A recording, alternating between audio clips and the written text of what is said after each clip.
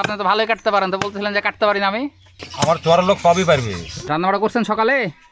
রাইনবো এখন। ওকে কে দিচ্ছ তুমি? দেখে এদিকে তাকাও একটু। আয়নালা।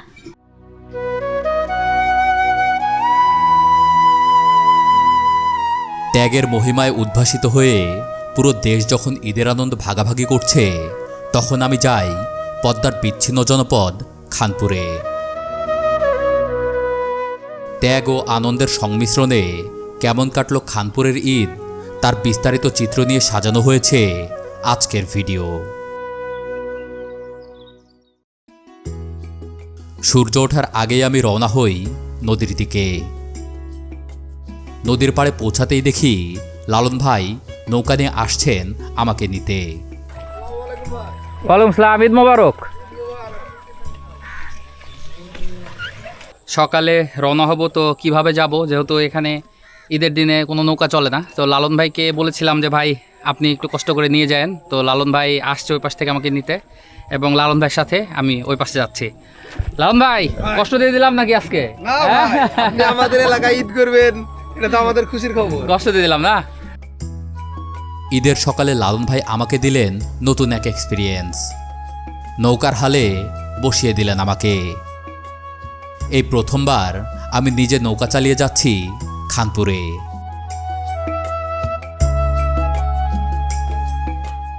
নৌকা থেকে নেমে আমরা রওনা হলাম খানপুরের দিকে। চর পেরিয়ে ফারাজের কাছে আসতেই চোখে পড়ল গ্রামের বাইকাররা তাদের বাইকগুলো নদীর পানিতে ধুয়ে নিচ্ছে। ফারাজ পার হতে গিয়ে লালন ভাই দুর্ঘটনার শিকার হলেন। কাঠ বাঁশের তৈরি এই সেতুটি অনেক জায়গায় ভেঙে গেছে, তারপরও খানপুরের মানুষজন ঝুঁকি নিয়েই পার হচ্ছে প্রতিনিয়ত।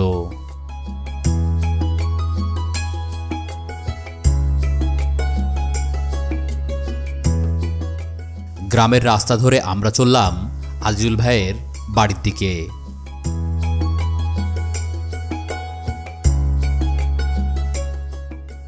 ঈদ মোবারক। চলে আসলাম বন্ধুরা।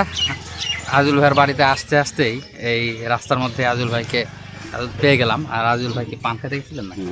হ্যাঁ, আজিজুল ভাই পান খেতে গেছিলেন সকাল সকাল। নাস্তা হয়েছে? আসসালামু আলাইকুম ভাবি, ঈদ মোবারক। এই দেখি দেখি মোজ দেখি দেখি, জবর মোজ। একটু এরকম ঘুরাও, পাক দাও, দাও। বাড়িতে ঢুকেই দেখলাম কুলসুম সাজগোজে ব্যস্ত সময় পার করছে। তোকে কে দিচ্ছ তুমি? দেখে এদিকে তাকাও একটু। আয়নালা। কে? আইলাইনার।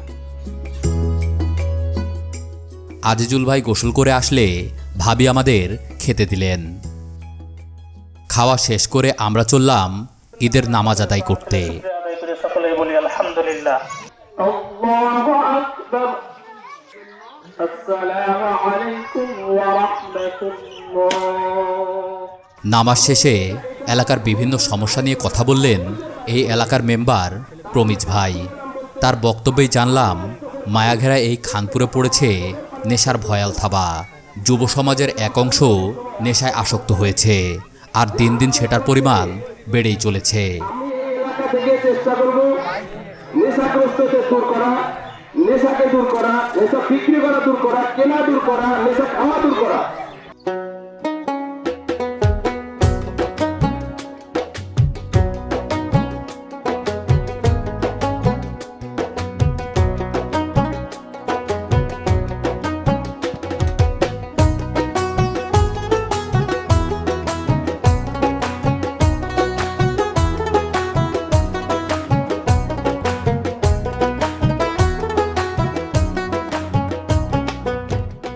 নামাজ শেষ করে আজিজুল ভাইয়ের বাসায় পৌঁছাতেই দেখা হয়ে যায় খানপুরে নির্মিত বাংলা থ্রিলার মুভি পটুতে অভিনয় করা সেই শিশু শিল্পীর সাথে। এই কিন্তু একটা মুভির ক্যারেক্টার। একে হয়তো অনেকেই চেনেন না, কারণ মুভিটা ইউটিউবে আপলোড হয়নি, এটা ওটিটি প্ল্যাটফর্মে আপলোড হয়েছিল। নাম হচ্ছে ফুটো, না?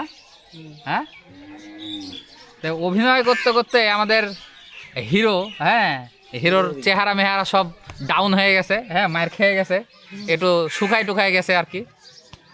তো দেখা হয়ে গেল এই চরখানপুরের একজন অভিনেতা, শিশু অভিনেতা, যার সাথে দেখা হয়ে গেল, শিশু শিল্পী, ভালো লাগলো। তো ঈদ কেমন কাটছে স্যার? যারা কোরবানি দিচ্ছেন তারা পশু নিয়ে বাড়ির বাহিরে ও বাগানে জমা হতে থাকলেন, আর অন্যদিকে গ্রামের শিশু কিশোররা সুন্দর পোশাক পরে ঘোরাঘুরি ও বিভিন্ন খেলায় মেতেছে। আমিও গ্রামের বাচ্চাদের সাথে ক্যারাম খেলায় অংশ নিলাম।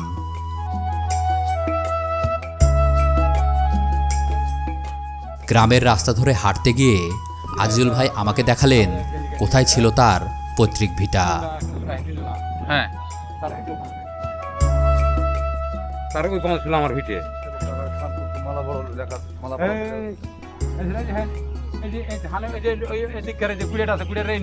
ধানের দুইটা পালা আছে না, ওই ধানে পালা ওই ভুঁইটা আমার বাড়ির পিঠে, বুঝতে রে? ওখান থেকে একবারে পশ্চিম দিকে একবার চলে গেল, একবার গোটা, একবার 10 নম্বর পর্যন্ত গোটা গ্রাম ছিল। গ্রামের রাস্তা ধরে ঘুরতে ঘুরতেই দেখা হয়ে গেল খানপুরের সবচেয়ে প্রবীণ মানুষটির সাথে। আমার জানার মতো তো আপনাকে আল্লাহ চালায়। আল্লাহ তো জ্বালায়, আল্লাহ না চালালে মানুষ তো চলতে পারে না। না সেটা না, মানে তারপরেও কেউ না কেউ থাকে, আপনার তো কেউ নাই, এই আল্লাহর দুনিয়ার কেউই নাই আপনার। আমার কেউ নেই। তবে সবচেয়ে কষ্টের ব্যাপার হলো এই মানুষটির আপন বলতে কেউ নেই। তিনি একদম একা। এই চরের মাঝে একটি কুঁড়ে ঘরে একাই বসবাস করেন তিনি। আজিজুল ভাইয়ের সাথে গল্প করতে করতে আমরা চললাম আজিজুল ভাইয়ের শ্বশুর বাড়ি।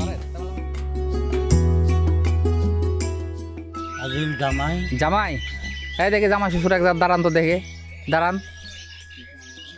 হ্যাঁ, জামাই শ্বশুরের বয়স কতখানি পার্থক্য সেটাই দেখতেছি।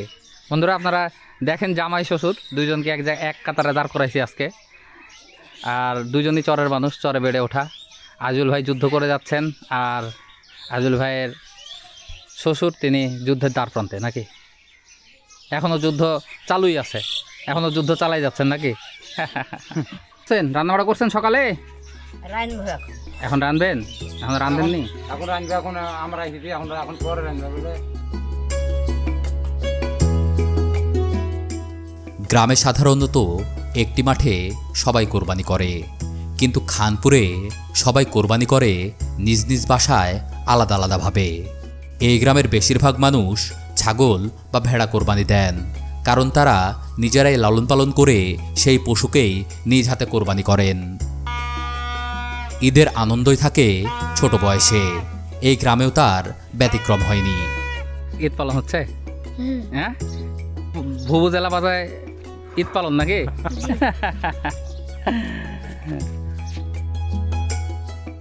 সারা বছর যারা বাইকে ভাড়া মারে, আজ তারা সবাই বাইক নিয়ে দাপিয়ে বেড়াচ্ছে চরের এ প্রান্ত থেকে ওই প্রান্ত।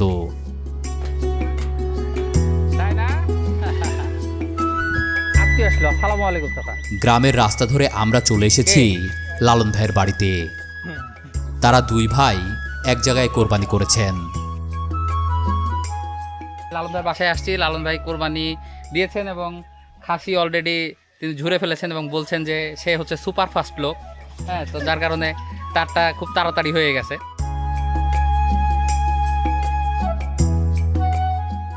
লালন ভাইয়ের বাড়ির পাশের বাড়িতে দেখলাম 3 প্রজন্ম একসাথে বসে কাজ করছে। এটা আপনার কে? আর ওটা আপনার কে? ও, তার মানে 3 প্রজন্ম এক জায়গা নাকি?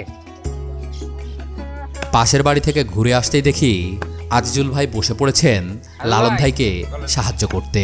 মাংস আপনি তো ভালোই কাটতে পারেন, তো বলতেছিলেন যে কাটতে পারি না আমি। আমার চরের লোক সবই পারবে। লালন ভাইয়ের বাড়ি থেকে বের হয়ে আমরা চললাম এই এলাকার মেম্বারের বাড়ি। ঈদের নামাজের সময় আপনি কিছু কথা বললেন, ঈদের নামাজ পড়ে। সেখানে আপনার কণ্ঠে আমি শুনলাম যে এই চরখানপুরের একটা সমস্যা, একটা আর্তনাদ, যে এখানের ছেলে পেলে নেশায় আসক্ত হয়ে যাচ্ছে, নেশায় গ্রাস করতেছে আপনার খানপুরে। তো আসলে এটা মানে কিভাবে আসলো, কিভাবে হচ্ছে যে এটা প্রতিরোধ করার চেষ্টা করতেছেন আপনি, বা আপনার পদক্ষেপটা কি হচ্ছে এখানে? ধন্যবাদ আপনাকে।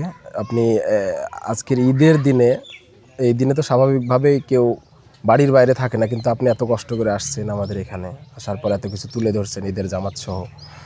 আসলে আমাদের এই জায়গাতে অনেকগুলোই সমস্যা, তার মধ্যে রিসেন্টলি এটা খুব বেশি সমস্যা দেখছি আমি, সেটা হলো সমাজের যুব সমাজের একটা অংশ মাদকাসক্ত হয়ে যাচ্ছে। এই জিনিসটা আগে খুব বেশি আকার ধারণ ছিল না, মানে এত আকার ছিল না, কিন্তু এই দিন দিন যত যাচ্ছে তত খারাপের দিকে যাচ্ছে। মাদক সেবন করছে আসলে কি মাদক এখানে, মানে ছেলেপেলে বেশি সেবন করছে কোন মাদক? এখানে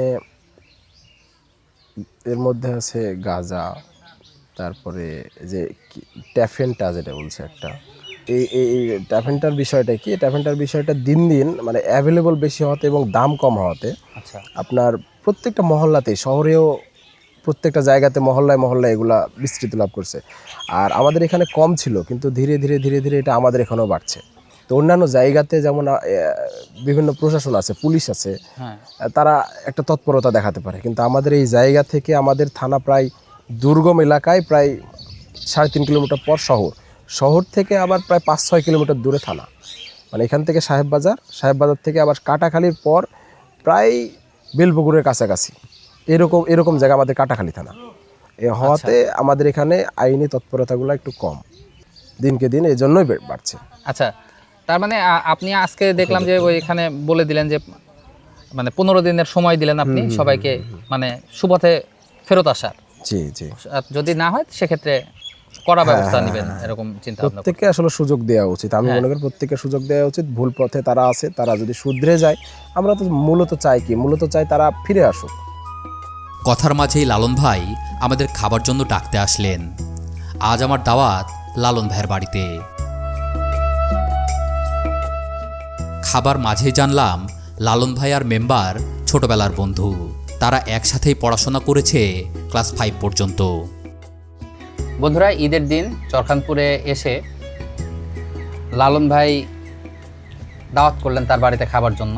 আমি বহুদিন খানপুরে এসে আজিজুল ভাইয়ের বাড়িতে খাইছি এবং সেখানে খাওয়ার রিভিউ অনেকেই শুনছেন, তার ওইখানে খাওয়া দাওয়া হয়েছে। তো আজকে লালন ভাই কোনোভাবেই ছাড়লেন না, তার বাসায় ধরে নিয়ে আসলেন, সাথে প্রমিজ ভাইয়ের বন্ধু তিনি, তো আমাকে আর প্রমিজ ভাইকে তিনি ধরে নিয়ে আসলেন যে তার বাসায় আজকে খেয়ে যেতে হবে। তো খাচ্ছি, সেই আপনারা একটু আগেও দেখেছেন যে লালন ভাই তার নিজের পালা খাসি কোরবানি করেছিলেন, সেই খাসি কাটছিলেন। তো সেই খাসি এখন আমরা খাচ্ছি, রান্না করেছেন ভাবি, আর খেতে অসাধারণ হয়েছে।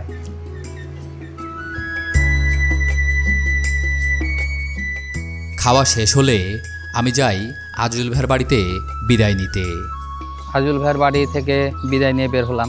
আজকে আজিজুল ভাই একটু ব্যস্ত, যার কারণে তিনি এক জায়গায় গেছেন। এখানে একটা মানে একটা বৈঠক হচ্ছে সবার, গ্রামবাসী মিলে সেখানেই আছেন। তো তার সাথে দেখা হলো না, ভাবির সাথে দেখা করেই চলে যাচ্ছি। এখন রওনা দেব আমার নিজের বাড়ির উদ্দেশ্যে। এই চরে অনেক সময় কাটিয়েছি আমি, আর আপনাদের সামনে সেই গল্প তুলে ধরেছি। সামনে আরও নতুন গল্প নিয়ে হাজির হব আপনাদের সামনে। চর জীবনের ধারাবাহিক ভিডিও দেখতে সাবস্ক্রাইব করে সাথেই থাকুন। আজকের মতো এখানেই বিদায় নিচ্ছি। ঈদ মোবারক।